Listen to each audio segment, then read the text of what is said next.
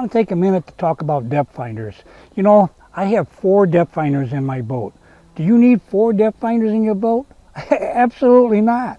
You know, all you really need is one good depth finder that you can read and understand. That's the key. Having a lot of depth finders or having some elaborate ones are not necessarily necessary. There's times you can use them. There's no doubt about it. They're fun to have in a boat. And the quality of the depth finders today are incredible. Well, I'm not going through a depth finder terminology or technology here, but I'm going to talk to you about what I have in the boat and just I kind of accumulated.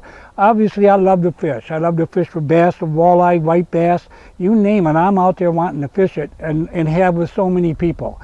And they enjoy it. When I get in my boat, I got to have it designed for what happened. As time went on, you keep adding to what you got. Now, I do have 4 depth finders in the boat.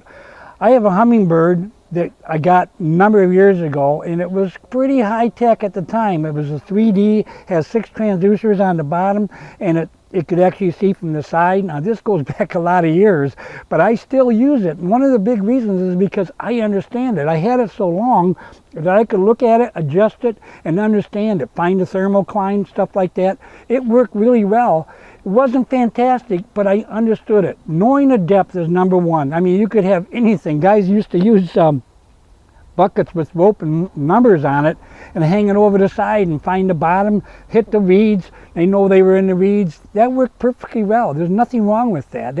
In fact, I mean, they did that for a long time. Then electronics came. I remember my father-in-law and we went out and we rented the green box, a little box that you had a little flasher on it. Man, it was awesome. My father-in-law knew the lake so well, he knew we were in 18 feet of water and 15 feet of water and 20 feet of water just by going over and over it again. Well, we don't have that problem anymore. But that depth finder I learned and I liked it a lot. Well, the reason I got this flasher that fits in the dash is lots of times when I go up to the cabin up north, I put my boat in and actually in town, and then I drive to the cabin. So I usually don't even have any of my electronics in the boat yet until I get back and be able to put them in when I get back to the cabin and dock and set all up. So I have a flasher in the boat. That way I always have a flasher in the boat. And this is a vertical flasher. It's very fast, very effective, and it keeps distance or depth really quickly and effectively. You can see something on that sometimes before I'd see it on my other depth finders, just because it's so flash hitting the bottom. The other one I have is the Lance Elite 4. Now this is an HDI. It's awesome. I mean, there's a bigger ones in this with bigger screens and so forth, but I love the GPS in it. I love to be able to put a chip in there, and it will go to every lake that I fish, has the whole area, whole bottom of the lake right there where I can go over. There's a hump that I've been looking for in Minnesota that I've only found about 4 times prior to getting this depth finder. 4 times. And now I put the depth finder, I see the map, I see where that rise is, that little sunken island, and I can drive to it. Amazes me. So yeah, high tech today is great, absolutely great. And you get spoiled. Does it catch you more fish? Well, I don't know if it catches you more fish, but it puts you where they are more often. So effectively, yeah, I guess it does, no doubt about it. Now I have one up in front too, not quite as elaborate. It gives me good depth. It will show fish. I've never been overwhelmed with fish, you know, that you see fish on there.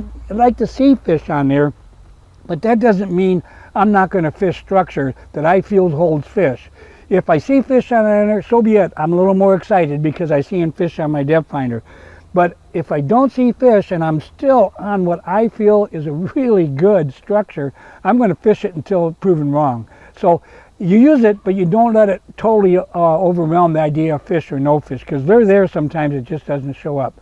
But anyway, that's why I have 4 depth finders. Do you need them again? Absolutely not. Get a good depth finder that you understand. The more information you can get from it, particularly location with the GPS and the mapping, I can't speak high enough about that. I have yet to, all the places I've went, I have yet to find a lake in there with the chip that I got that I didn't have full map control on the bottom, plus information, plus all kinds of things, seasonal information. It's ridiculous. That's high tech, this little box right there for me. So yeah, there's a place for it for sure. So whatever you're using, learn it. That's the number one thing. I can't tell you how many times I've went with a fisherman who has bigger and better electronics than I'm showing you here, and they don't understand it because they don't use it. Well, then it's not effective. So most important thing, whether it's a slasher or whether it's high tech, learn it, and you'll be better off fisherman for sure. Well, hope this helped, and thanks for watching.